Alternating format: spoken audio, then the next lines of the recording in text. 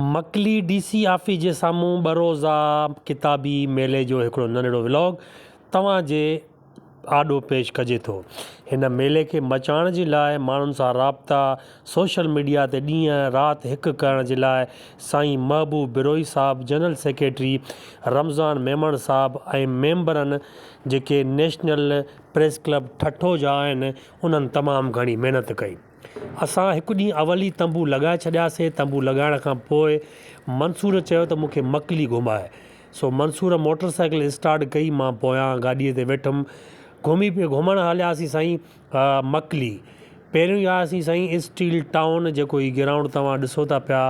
नौजवान हिते रांदि खेॾनि पिया ऐं क्रिकेट हर नौजवान जो जेको आहे सो पसंदीदा रांदि आहे।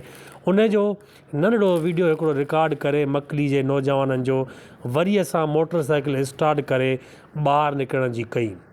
ॿाहिरि निकितासीं त असांखे हिकिड़ो ज़बरदस्त सेटअप नज़र आयो अंडनि जो, जेके आना टोकरीअ में सजल हुया ऐं मूं सम्झो त ही शायद बॉयल अंडा समझा।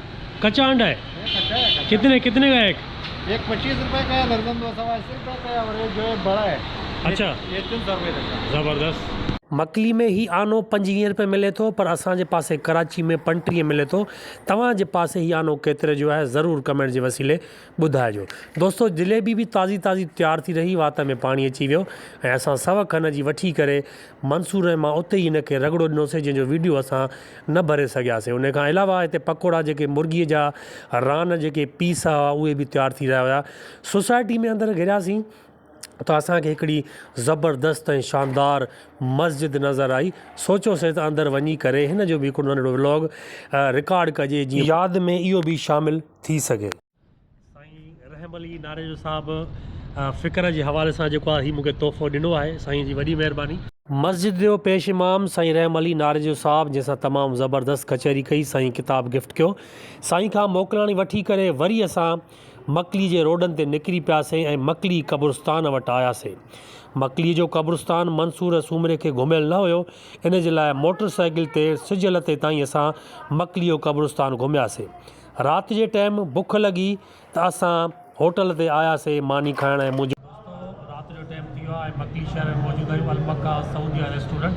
हिन रेस्टोरेंट जो असांखे सेटअप सुठो लॻो ऐं वेहक जेकी आहे उहा बि तमामु शानदार आहे। टिशू पेपर ॾियनि था, उन सां गॾोगॾु मानी त अचे थी, उहा बि तव्हां ॾेखारींदासीं। बाक़ी सेटअप तमामु सुठो आहे।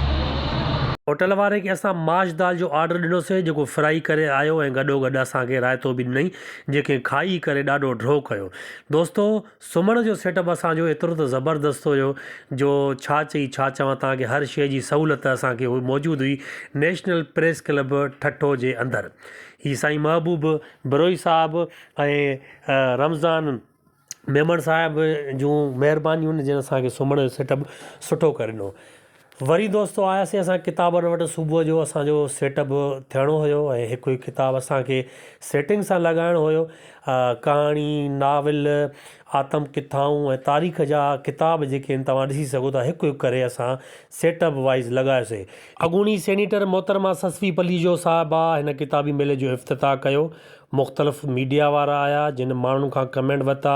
मोहतरमा ससवी पलीजो साहिबा बि पंहिंजा वीचार वंडिया हिन किताबी मेले जे बारे में, ऐं यकीन पुछियो त हीउ जेको किताबी मेलो हुयो अहिड़ो हिते ज़बरदस्त जॻह ते हुयो जो माण्हुनि जी निगाह जो मर्कज़ बणियो। पहिरें ॾींहं खां वठी एतिरी त रश हुई किताबी मेले ते जो असां कंहिं बि दोस्तनि जा वधीक वीडियो न भरे सघियासीं, जंहिंमें सियासी समाजी अॻवान हुया, अदीब दानिश्वर हुया, डॉक्टर वकील बि हुया, नंढड़ा ॿार हुया, बुज़ुर्ग हुया।